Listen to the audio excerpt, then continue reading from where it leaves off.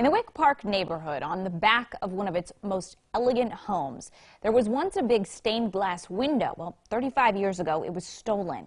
Now a woman has written a book about the heist and hopes to someday bring the valuable antique back to Youngstown. Here's First News anchor Stan Boney. Dorothy Butler this afternoon walked through the carriage entrance of Youngstown's Renner Mansion, built in 1907 by the owner of the old Renner Brewing Company.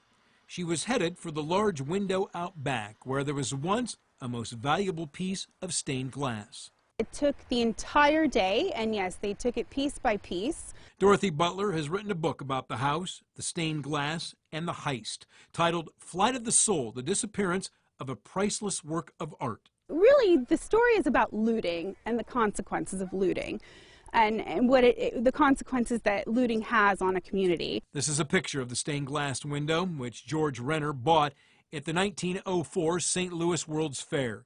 It has a religious theme with two angels in the middle.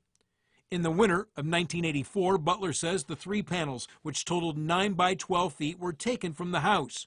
Whoever did it knew what they were doing. And they took it down the stairs, and there were people in the foyer with a stock of blankets, because transporting stained glass is a very complicated thing. They had a van, and they just carried it straight out the door and put it right in the truck. From the inside, you can better see how the stained glass was placed. It was protected by 2 panes of clear glass and set in grooves chiseled into the wood. In her book, Butler lets the reader decide who may have stolen it. And where is the stained glass today? The Chicago History Museum has it, but they've been quite evasive about showing us any evidence of that. And what is it worth? I think the window is worth about $2.5 million. The book will be available through Amazon on Monday. It costs $20.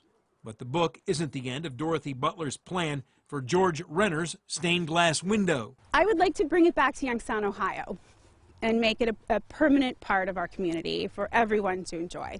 Outside the Renner Mansion on Youngstown's north side, Stan Boney, WKBN 27 First News.